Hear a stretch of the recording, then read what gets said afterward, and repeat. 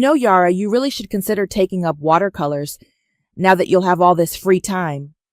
Juliet's voice cut through the dining room like a blade wrapped in silk. She didn't even look up from her perfectly arranged salmon as she delivered what she probably thought was helpful advice.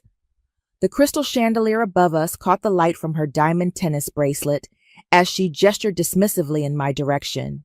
My name is Yara, and I was about to become the most expensive mistake the Garrett family ever made. Watercolors, I repeated, setting down my wine glass with deliberate care. How thoughtful of you to think of my future hobbies, Juliet. Heath shifted uncomfortably beside me, his jaw tight. We'd been married for 8 years, and I could read his tales like a children's book. The way he avoided eye contact, the nervous tap of his fingers against his thigh, the slight flush creeping up his neck. He was about to drop a bomb, and his mother was already celebrating. Well, you've never shown much interest in Heath's work, Donald chimed in from the head of the table, his voice carrying that particular brand of condescension that old money perfects over generations. Always seem more interested in those little computer projects of yours. Those little computer projects, I smiled, tasting the irony. If only he knew. Alana laughed, a sound like breaking glass. She sat across from me, perfectly poised in her navy blazer, every inch the corporate queen bee. Oh, I think it's wonderful when women have hobbies. It keeps them busy. The word hobbies hit exactly the way she intended.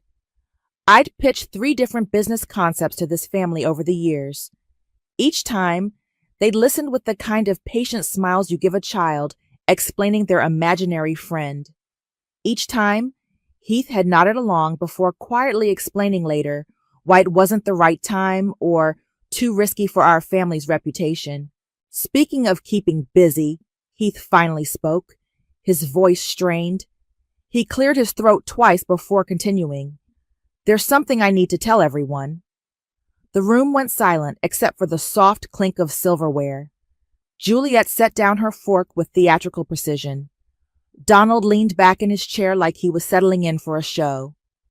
Alana's lips curved into the faintest smile. I already knew. Had known for weeks, actually. The late nights, the sudden business trips, the way he'd started showering immediately when he came home. The way Alana's name had started appearing in his conversations with increasing frequency. Yara and I are getting divorced. There it was. Clean, simple, devastating. Oh, Heath. Juliet's voice dripped with fake sympathy. I'm so sorry to hear that. She wasn't sorry. None of them were. I could see it in their faces. The barely contained relief, the satisfaction of finally being rid of the woman who never quite fit their mold. These things happen, Donald said, already moving on. Better to handle it cleanly, privately. Actually, Heath continued, his voice gaining strength, Alana and I are together now. We're planning to marry next spring. Alana reached across the table and squeezed his hand. I hope everyone can be happy for us. I know this is complicated. Complicated. That was one word for it. Juliet practically glowed. Alana, darling, you know we've always adored you. You're so perfect for Heath. You understand his world. His world? The world I'd been living in for 8 years but apparently never belonged to. Well, I said, standing slowly, I suppose congratulations are in order. The silence stretched like a rubber band about to snap. Yara, Heath started, but I held up my hand.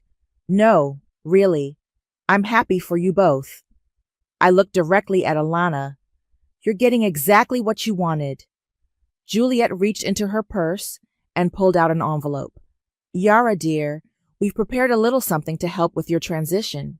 Consider it a gesture of goodwill. A severance package. They were giving me a severance package like I was a fired employee instead of a family member. I took the envelope without opening it. How generous. We just want to make sure you land on your feet, Donald said. Find your own path. My own path. If they only knew I'd been building it for 3 years already. I walked around the table, kissed Heath's cheek, he flinched and headed for the door. Yara! Juliet called after me. Do take care of yourself. I paused at the threshold and turned back. They were all watching me with expressions ranging from pity to satisfaction. 8 years of my life, and this was how it ended, with a check and a pat on the head. I smiled then, the kind of smile that should have made them nervous. Don't worry about me, I said. I have a feeling I'm going to do just fine. The envelope sat on my kitchen counter like a loaded gun.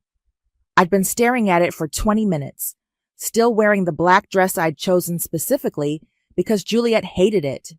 Too tight, she'd said once. Too attention-seeking. My phone buzzed. Nora. How did it go? Her voice was careful, like she was talking to someone on a ledge. Exactly as expected. I picked up the envelope, feeling its weight. They gave me severance pay. They what? Like I was an employee they were letting go. Very generous of them, really. Nora was quiet for a moment. She was the only person who knew about Phoenix Consulting, my little computer project that had been quietly generating 6 figures for the past 3 years. While he thought I was playing around with websites, I'd been building a consulting firm that specialized in digital transformation for mid-sized companies. How much? She asked. I tore open the envelope. The check was made out in Juliet's careful script. $50,000. Jesus. I know, right? $50,000 to disappear from their lives forever. I laughed, but it came out sharp. Do you know what I can do with $50,000? Yara, I can leverage it. Use it as collateral for a business loan. Maybe acquire that struggling firm in Portland we've been watching. Slow down. You just got divorced an hour ago. No, I got free an hour ago. I walked to my laptop and opened it.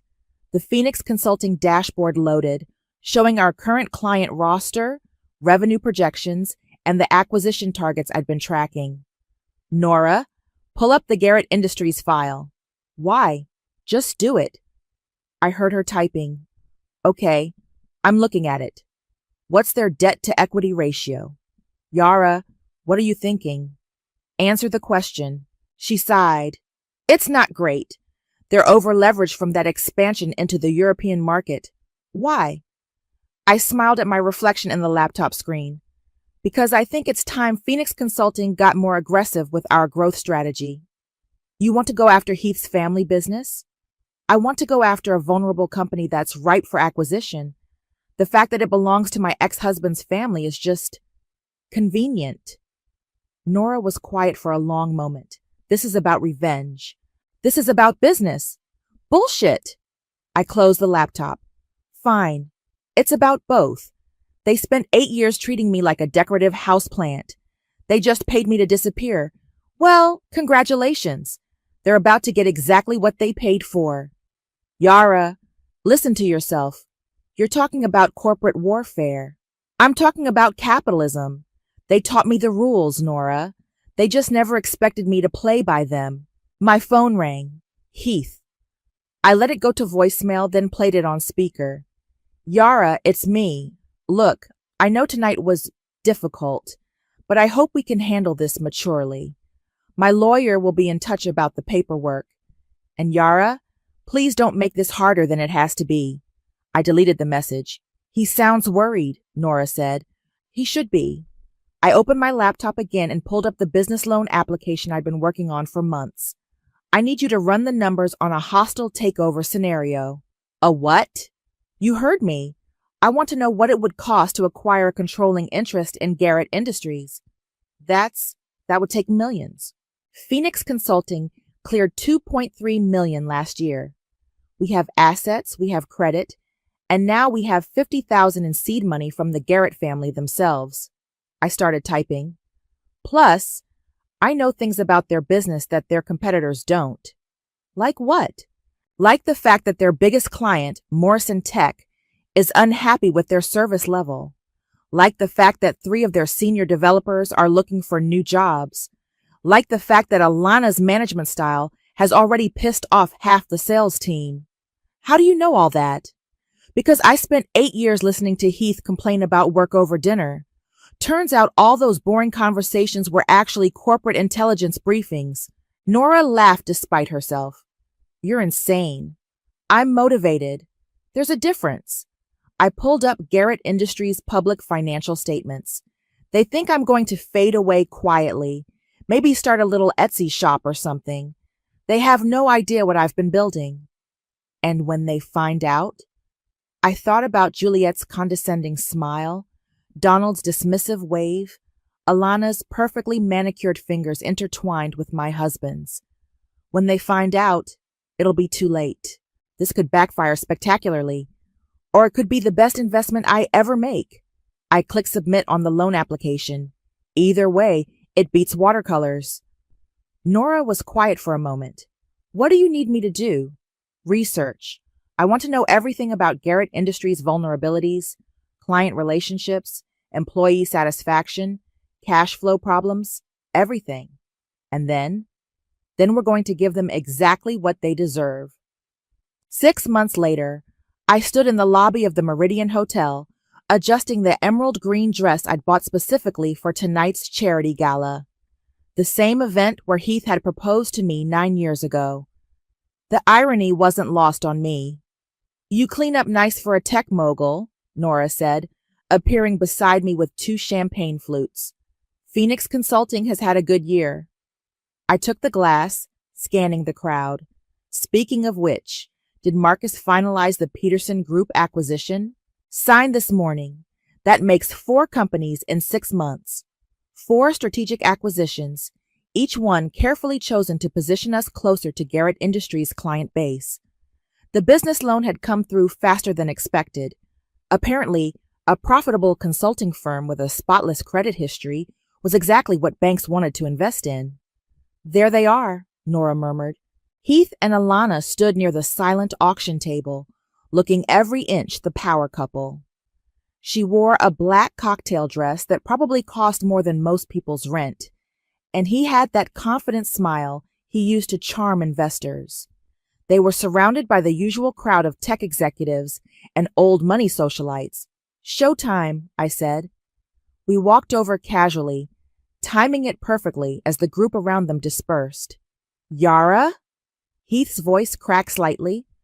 I didn't expect to see you here. The Children's Hospital fundraiser? I've been coming for years. I smiled warmly. You look well, Heath. Marriage suits you.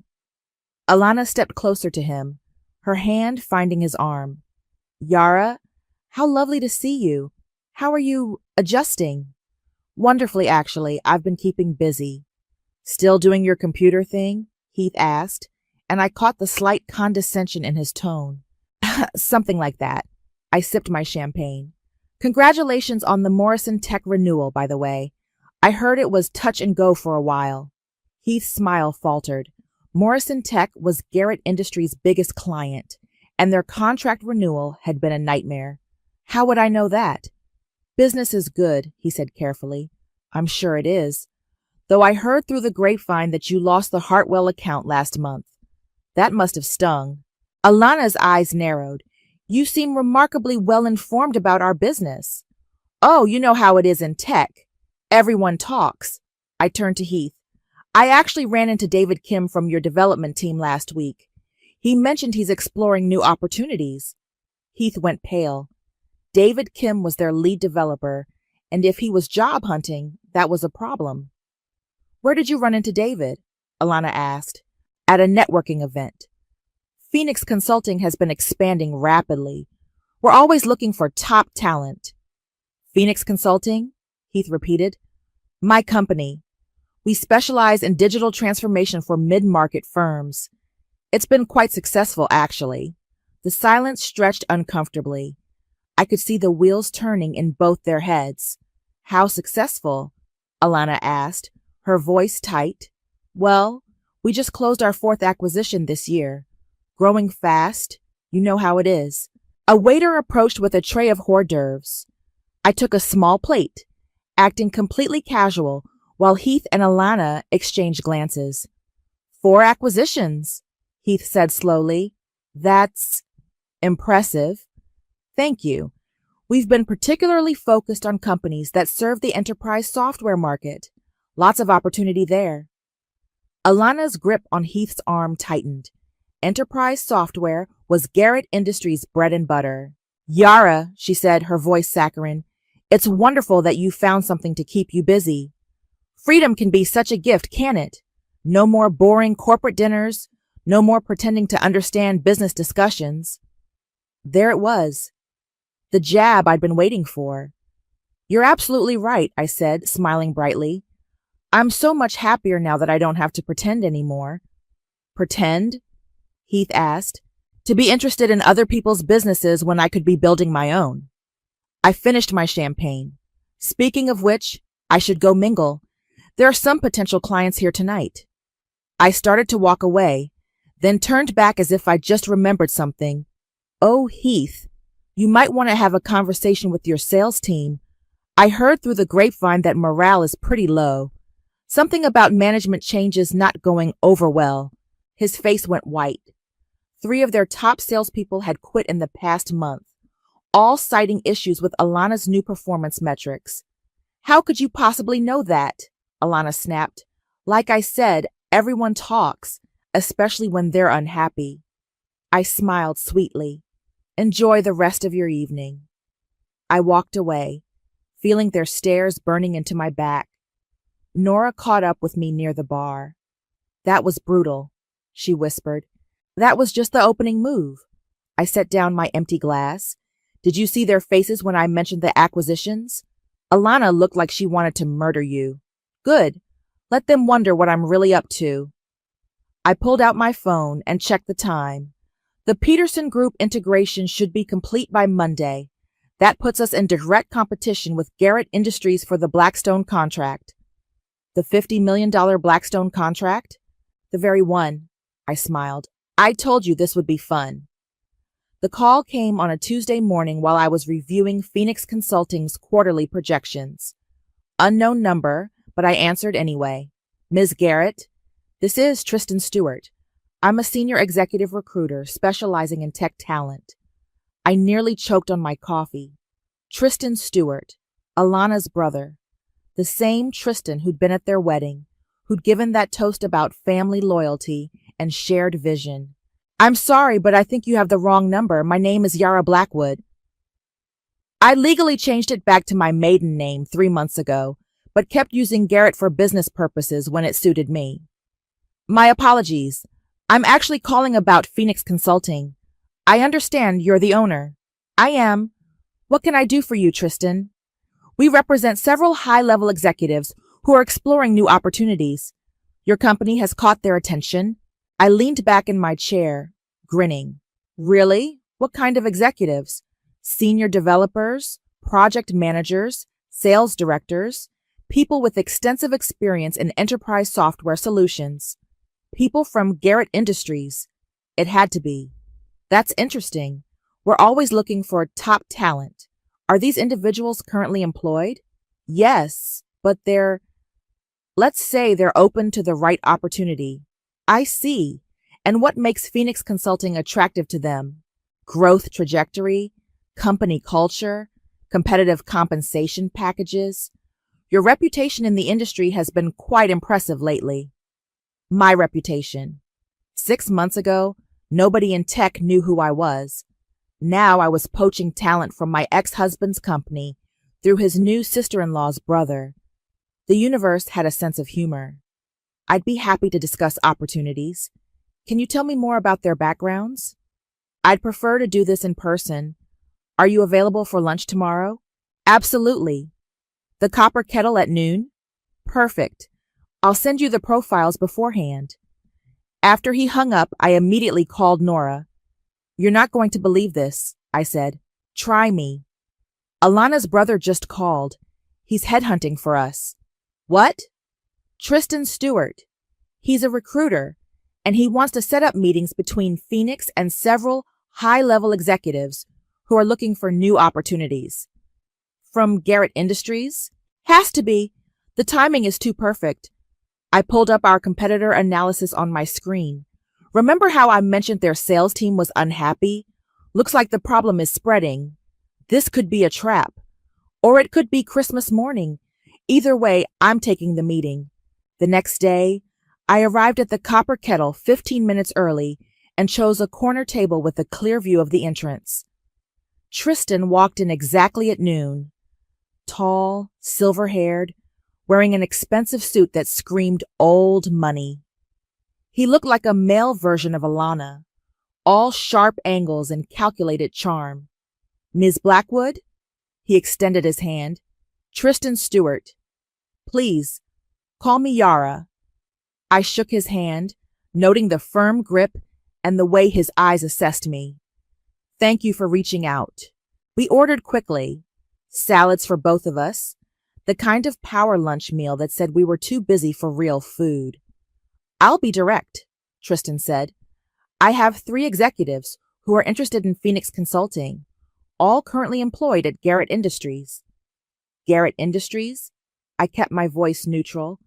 I'm familiar with them. Solid company. Solid, yes, but experiencing some internal challenges. What kind of challenges? Management restructuring. New policies that aren't sitting well with long-term employees. The kind of growing pains that make talented people reconsider their options. I nodded sympathetically. That's unfortunate. What positions are we talking about? Senior developer, sales director, and VP of client relations. My heart rate spiked. The VP of client relations managed all of Garrett Industries' major accounts, including Morrison Tech and the Blackstone contract. Impressive backgrounds, I'm sure. The best. Each has over 10 years with the company, deep client relationships, institutional knowledge, proven track records. And they're all looking to leave at the same time? Tristan's smile was thin. Let's just say the new management style isn't universally appreciated. I see. What kind of compensation are they expecting? Competitive base, equity participation, and... He paused. Discretion. Discretion? Non-compete clauses can be complicated. They need assurance that their transition would be handled professionally. I almost laughed. He was asking me to help them break their non-compete agreements with my ex-husband's company. Phoenix Consulting has excellent legal counsel. We're very experienced with talent transitions. Good. There's one more thing. He leaned forward. They're particularly interested in your acquisition strategy. Word is, you're expanding aggressively. We are. The market is ripe for consolidation. Any particular targets? I met his eyes directly. We're always looking for undervalued companies with strong client bases and growth potential. Companies like Garrett Industries? The question hung in the air like smoke. This was it. The moment where I had to decide how much to reveal. Garrett Industries is an established player, I said carefully. But established doesn't always mean stable. No, it doesn't. He smiled. I think my clients would be very interested in that perspective. When can we meet? This Friday. My office. 2:00. Perfect. I stood to leave, then paused. Tristan, can I ask you something? Of course. Do you know who I am? His smile faltered slightly. I'm sorry. My full name, my background, my connection to Garrett Industries. He was quiet for a long moment. Should I? No, I said, smiling. But you will. I walked out of the restaurant knowing I just lit a fuse. The only question was how long it would take to reach the dynamite. The call came at 6 a.m. on a Monday. Nora's voice was breathless with excitement. It worked. The shell company acquisition went through. We officially own 38% of Garrett Industries. I sat up in bed, fully awake. 38%? The board meeting is this morning at 10. They have no idea what hit them. 3 months of careful maneuvering had led to this moment. Phoenix Consulting had quietly acquired shares through a network of shell companies and investment firms, each purchase small enough to avoid triggering disclosure requirements. The beauty of it was that Garrett Industries was so focused on their operational problems, the talent hemorrhaging, the client defections, the internal chaos, They hadn't noticed the systematic buying of their stock. Are you ready for this? Nora asked. I've been ready for 8 years. I arrived at the Garrett Industries building at 9:45 a.m., wearing my sharpest black suit and carrying a leather portfolio that contained the documents that would change everything. The lobby looked exactly the same as it had during those rare occasions when Heath had brought me to company events. Marble floors, expensive art, the kind of understated luxury that whispered old money. The elevator ride to the 15th floor felt like ascending to my own coronation. The boardroom was already full when I walked in. Donald sat at the head of the table, looking older than I remembered. Heath was to his right, Alana beside him. The other board members, faces I recognized from years of the corporate functions, were scattered around the mahogany table. The conversation stopped when I entered. I'm sorry, Donald said, but this is a private board meeting. Actually, I said, taking the empty chair at the far end of the table, I have every right to be here. Heath stood up. Yara, what the hell are you doing? Attending a board meeting of a company I own. I opened my portfolio and pulled out the stock certificates. As of this morning, Phoenix Consulting and its affiliated entities own 38% of Garrett Industries. The silence was deafening. That's impossible, Alana said, her voice sharp. We would have been notified of any major stock purchases. You were. Every purchase was properly filed with the SEC. You just didn't connect the dots. I slid copies of the documentation across the table. Meridian Holdings, Blackstone Ventures, Pacific Investment Group, all subsidiaries of Phoenix Consulting. Donald's face had gone gray. This is a hostile takeover. This is capitalism, I smiled. And according to the corporate bylaws, any shareholder with more than 35% has the right to call for new board elections. You can't do this, Heath said, his voice rising. This company has been in our family for 40 years. And now it's mine. Alana was frantically typing on her phone. I'm calling our lawyers. Go ahead. You'll find everything is completely legal. I stood up and walked to the window, looking out at the city skyline. Though I should mention, 3 of your senior executives will be joining Phoenix Consulting next week, along with the Morrison Tech and Blackstone contracts. What? Donald's voice was barely a whisper. David Kim, Sarah Martinez, and Robert Chen. I turned back to face them. They've already signed their new employment agreements. Non-compete clauses are tricky things. Turns out they're not enforceable when the company violates its own employment policies. Heath slammed his hand on the table. This is revenge. Pure and simple. This is business. You taught me that, remember? All those dinners where you explained how the real world works, how sentiment has no place in corporate decisions. I walked back to my chair. I was listening. The press will crucify you for this, Alana said. A bitter ex-wife destroying her former family's company? The optics are terrible. Are they? Because the story I'm hearing is about a brilliant entrepreneur who built a consulting empire from nothing and then executed a masterful acquisition of an underperforming competitor. I sat down and crossed my legs. The press loves a success story. My phone buzzed. A text from Shanice, my legal advisor. TechCrunch wants an exclusive. Wall Street Journal is calling. Stock price up 12%. Speaking of the press, I said, you might want to check the news. The announcement went live 20 minutes ago. Several board members immediately reached for their phones.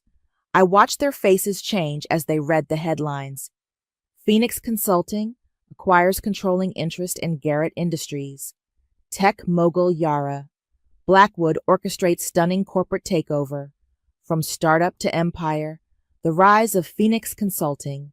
This will destroy you, Juliet's voice came from the doorway. I hadn't heard her come in, but there she stood, impeccably dressed as always, her face a mask of cold fury. Hello, Juliet. You look well. You vindictive little... Careful, I interrupted. I'm your new boss. The words hung in the air like a bomb waiting to explode. I'll fight this, she said. We all will. With what? Your stock is worthless now. Your key employees are gone. Your biggest clients are following them. I stood up and gathered my papers. But please, feel free to try. I walked toward the door, then paused. Oh, and Heath, you might want to update your LinkedIn. I hear there are some great opportunities in middle management these days. The elevator doors closed on their stunned faces, and I finally allowed myself to smile. Checkmate. The boardroom felt different when I walked in as CEO 3 weeks later. Same mahogany table, same expensive chairs. But now I sat at the head where Donald used to hold court. The power shift was tangible. You could taste it in the air. Thank you all for coming, I said, looking around the table at the faces that ranged from curious to hostile. I know this transition has been unexpected. Tristan sat to my left, still looking shell-shocked from discovering his mysterious client was his sister's ex-sister-in-law. Across from him, 3 remaining board members who'd survived the purge watched me with barely concealed resentment. Before we begin, I continued, I want to address the elephant in the room. Yes, I was married to Heath. Yes, this acquisition was personal. But personal doesn't mean unprofessional, doesn't it? Margaret Walsh, the longest-serving board member, leaned forward. You've systematically dismantled a 40-year-old company out of spite. I've restructured an underperforming company to maximize shareholder value. The spite was just a bonus. The door burst open. Alana stormed in. Her usually perfect composure cracked. You can't do this. I'm sorry, but this is a closed board meeting. You're no longer... I know exactly what I am. She slammed a folder on the table. I'm the person who's going to expose you for the fraud you are. I glanced at the folder. What's this? Proof that your acquisition was based on insider information. Information you obtained illegally during your marriage. Interesting theory. Do you have evidence? You knew about our client contracts, our employee issues, our financial vulnerabilities, information that wasn't public, information that was discussed at dinner tables, cocktail parties, and family gatherings for 8 years. I opened the folder and scanned the documents. This is all circumstantial. It's enough to trigger an SEC investigation. Go ahead. I welcome the scrutiny. I closed the folder and slid it back to her. While they're investigating, they'll discover that every stock purchase was legal, every business decision was sound, and every piece of information I used was either public or obtained through legitimate business channels. Tristan cleared his throat. Alana, perhaps we should... Don't. She whirled on him. Don't you dare defend her. She played you, Tristan. She used you to recruit our own employees. I used a headhunter to recruit talent. That's called business. You destroyed our family's legacy. Your family destroyed your legacy the moment you decided I wasn't worth listening to. I stood up, walking to the window. 8 years of board meetings where I was treated like furniture. 8 years of business ideas dismissed without consideration. 8 years of being told I didn't understand the real world. So this is revenge. This is justice. I turned back to face her. You want to know what's really satisfying? It's not the money or the power. It's proving that the decorative wife you all mocked was smarter than every single one of you. You're delusional if you think, I think I turned $50,000 into a $100 million company in less than 4 years. I think I identified and exploited every weakness in your business model. I think I'm sitting in the CEO chair while you're standing there unemployed. Alana's face went white. You haven't won yet. Haven't I? I pulled out my phone and showed her the screen. Stock price is up 30% since the acquisition announcement. Client retention is at 95%. Employee satisfaction scores have doubled. That's impossible. Turns out people prefer working for someone who actually listens to them. I sat back down. Which brings me to my next point. I'm offering employment contracts to everyone in this room. The silence was deafening. Generous packages, equity participation, full benefits. I looked directly at Alana.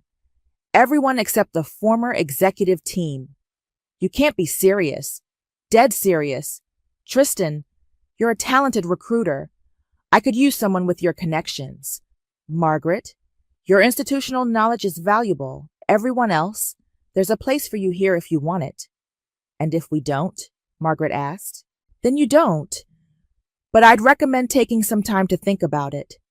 The job market is tough right now, especially for people with complicated references. Alana laughed bitterly. You really think you can buy everyone? I'm not buying anyone. I'm offering opportunities to people who've been undervalued and underutilized. I looked around the table. How many of your ideas were dismissed by the old management? How many times were you told, that's not how we do things here? I saw recognition flicker across several faces. This company was dying, I continued. Slow, bureaucratic, resistant to change. I'm offering you a chance to be part of something dynamic.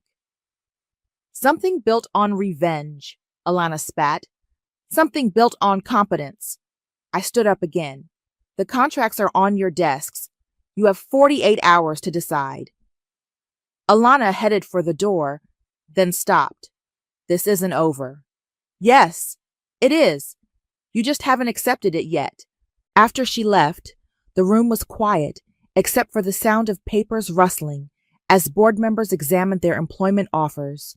Yara, Tristan said quietly, what you've done here, it's unprecedented. It's necessary. I gathered my papers. This company was built on the assumption that success comes from connections and legacy. I'm proving it comes from competence and vision. And revenge? I smiled. That's just the cherry on top. The emergency board meeting was called for 2 p.m. on a Friday.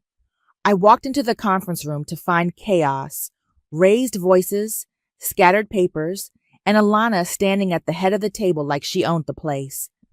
What's going on here? I asked. Shareholders' revolt, Margaret said grimly. Alana's been rallying the minority shareholders. Alana turned to face me, her smile sharp as a blade. Surprise? Turns out not everyone appreciates your hostile takeover tactics. This is my company now. Is it? Because I've been talking to some very concerned investors, people who think Phoenix Consulting's acquisition was built on fraud and manipulation. I looked around the room. Half the board members were avoiding eye contact. The other half looked like they were watching a tennis match. What exactly are you alleging? Insider trading, market manipulation, breach of fiduciary duty. Alana pulled out a thick folder. I've been busy, Yara. Turns out your perfect little acquisition has some very ugly details. Such as the fact that you used privileged information obtained during your marriage to target our company.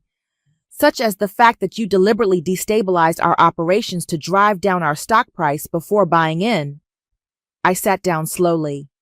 You have proof of this? I have testimony from 3 former employees who say you approached them about leaving Garrett Industries 6 months before your acquisition. I have records showing Phoenix Consulting targeted our clients systematically. You have circumstantial evidence and disgruntled ex-employees. I leaned back in my chair. Is that really the hill you want to die on? I have enough to trigger a federal investigation, and I have enough minority shareholders to call for your removal as CEO. The room went silent. Margaret cleared her throat.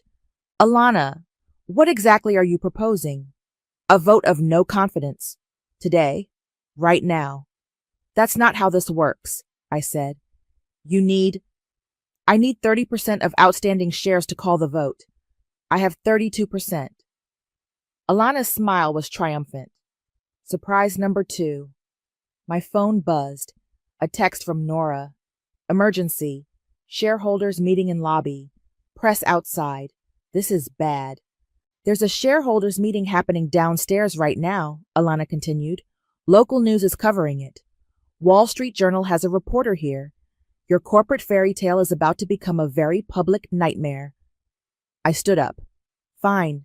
Let's go. Yara, Tristan said quietly, maybe you should reconsider. Or reconsider what? Defending the company I built? I looked around the room. Anyone who wants to abandon ship is a welcome to. But I'm going downstairs to face whatever circus Alana has organized. The elevator ride down felt like descending into hell. When the doors opened, I could see the crowd through the glass lobby doors. Shareholders, reporters, camera crews.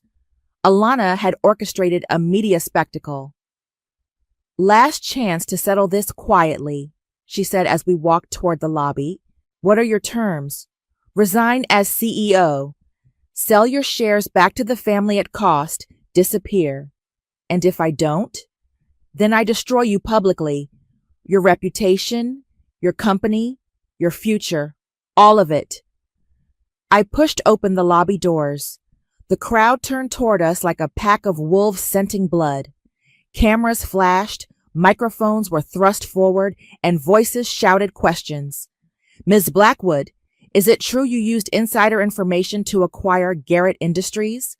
Are you responding to allegations of market manipulation? What's your response to calls for your resignation?" I walked to the center of the lobby, Alana beside me. The crowd pressed closer. "I'll make a statement," I said, my voice carrying over the noise. The crowd quieted. 6 months ago, I was dismissed from this building as a failed wife with no business sense. Today, I stand here as the CEO of a company that's increased in value by 40% since my acquisition. "But what about the allegations?" a reporter shouted. "The allegations are desperate attempts by people who can't accept that they were outmaneuvered by someone they underestimated." I looked directly at Alana. Every stock purchase was legal. Every business decision was strategic. Every move I made was within the bounds of corporate law. "You used privileged information." Alana stepped forward. "Information you obtained illegally. I used information that was freely shared at family dinners and cocktail parties. Information that anyone paying attention could have gathered." I turned to the cameras. "The real question is, why didn't the previous management act on information they had access to for years?" "Because we trusted you." Alana's composure finally cracked. "We treated you like family. You treated me like furniture. There's a difference," the crowd murmured. I could see some of the shareholders nodding. "This woman destroyed a 40-year-old family business out of spite," Alana continued. "She's a vindictive ex-wife who—" "I'm a businesswoman who saw an opportunity and took it." I stepped closer to the microphones. Garrett Industries was failing under the old management. Client satisfaction was down. Employee turnover was up. And the stock price was stagnant. I didn't destroy this company. I saved it. "The numbers don't lie," Margaret said, stepping forward. "Revenue is up 28% since the acquisition." "Because she stole our clients," Alana shouted. "Because I provided better service," I replied calmly. "Because I listened to what clients actually wanted, instead of assuming I knew better." The crowd was shifting. I could feel the momentum changing. "Ladies and gentlemen," I said, addressing the shareholders directly, "you have a choice. You can side with the people who ran this company into the ground, or you can trust the person who's already proven she can turn it around." "All in favor of the no confidence vote?" Alana called out desperately. A few hands went up. Not enough. All opposed? A sea of hands rose. Alana's face went white. "This isn't over." "Yes," I said quietly. "It is." The knock on my office door came at 7 p.m. on a Tuesday. I looked up from the quarterly report spread across my desk to see Juliet standing in the doorway. She looked smaller somehow, diminished without the armor of her usual social settings. "The security guard let me up," she said. "I told him I was family." "We're family," I corrected, not looking up from my papers. "What do you want, Juliet?" She walked in uninvited and sat in the chair across from my desk. "To talk." "About what?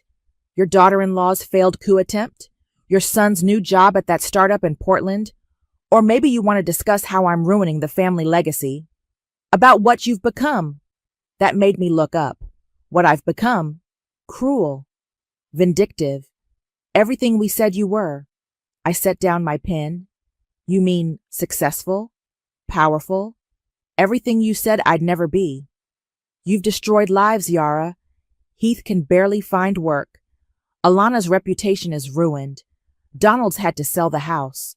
And you don't care. Should I? I leaned back in my chair.